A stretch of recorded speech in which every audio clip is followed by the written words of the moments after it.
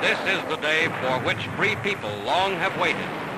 This is D-Day. I landed in Omaha Beach on D-Day, and I served all through Europe. 70 years ago, I was a driver of a tank in General Patton's 7th Armored Division, similar to the one you see here in the museum. Ladies and gentlemen, welcome to June 6, 2014.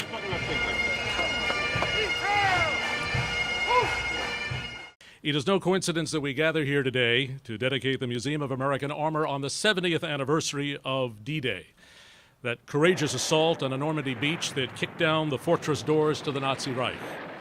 This building's mission is to help tell that story and the countless other examples of American courage under fire. And here's to the gentleman, by the way, whose name should be on the building for so many reasons, the founder and president of the Museum of American Armor, Lawrence Kadish. Lawrence, thank you.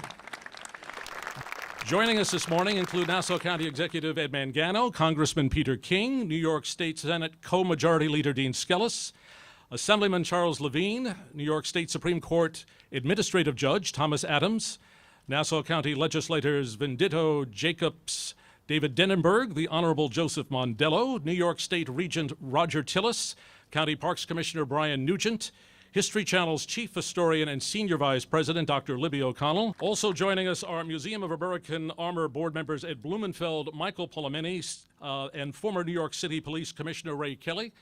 A round of applause, absolutely.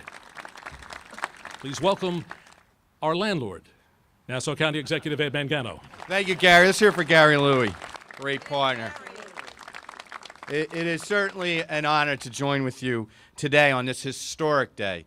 It is particularly an honor to be here today, 70 years after D-Day, with veterans that served on that very day. Let's give them a big round of applause. But for their service and sacrifice, we would not enjoy the freedoms that we enjoy here in the United States of America. And it was just about a year ago, it was a year ago today, where we broke ground. We stood in torrential rain. And as we chattered, Lawrence Kadish reminded us, just think of the men and women that serve this military, that protect our freedom and battle that weather and those conditions day after day in the field. And God bless you, God bless America, God bless our veterans. All of our programs that will be undertaken here will be consistent with its underlying mission of honoring those who have served. The Hall of Honor that will be built here will be a place where families can pause, reflect, and point with pride. And every initiative will reflect on the personal integrity of the man who has founded the Museum of American Armor. Please welcome Lawrence Kadish.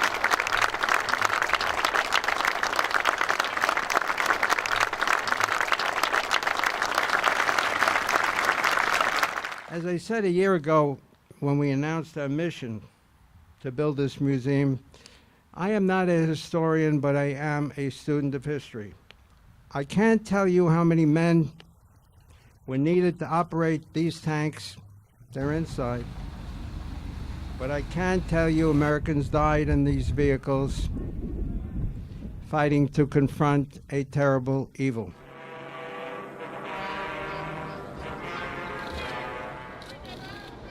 This museum will pay tribute to our military. That's our mission, our military past and present. And also serve to educate young Americans that democracy is fragile. It requires constant vigil and a strong military. And remember, we have much to be thankful for and much work to do. Thank you.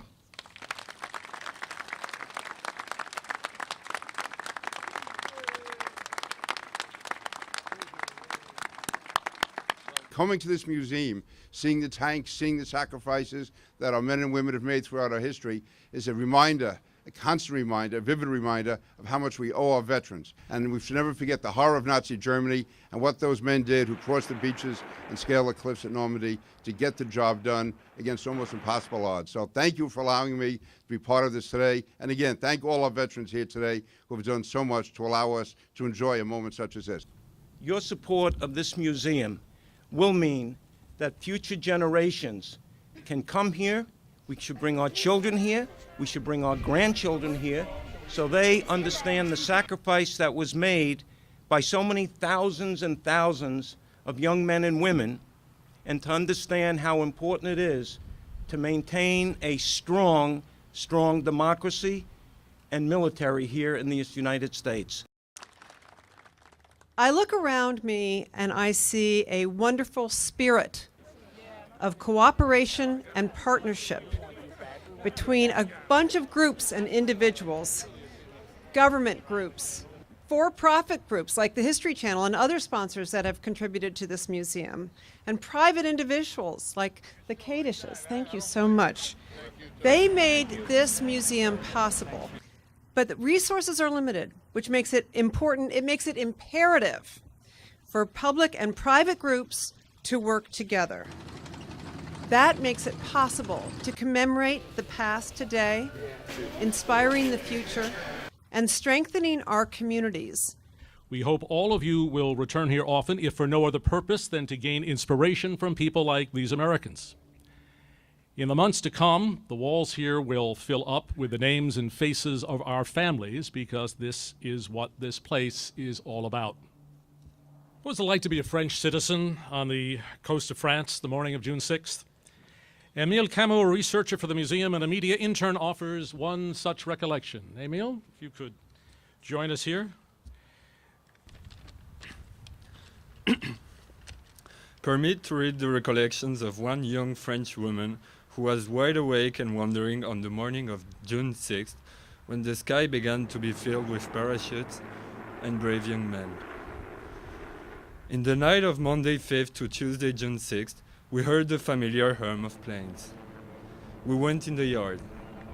It's like last time. They must have bombed the strong point by the coast, my mother told me.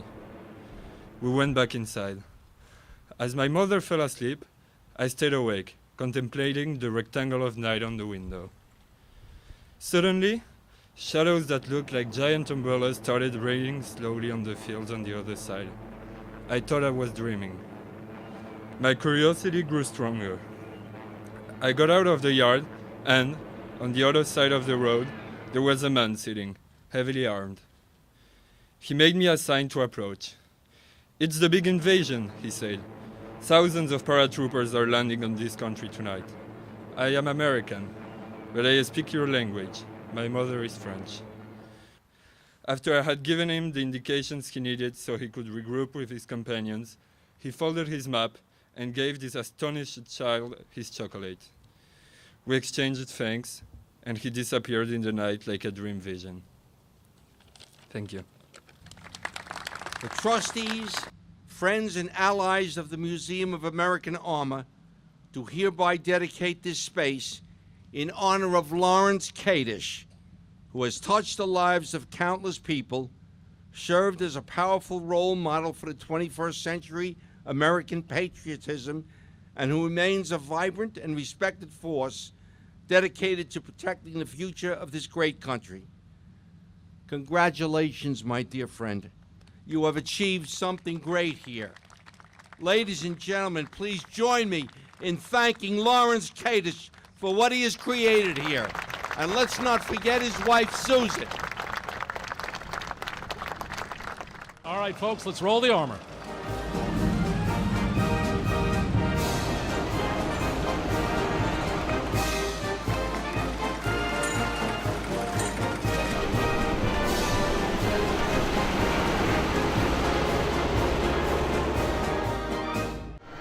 Proud of my husband. I'm proud of the soldiers. Yes, every one of them. We thank everyone.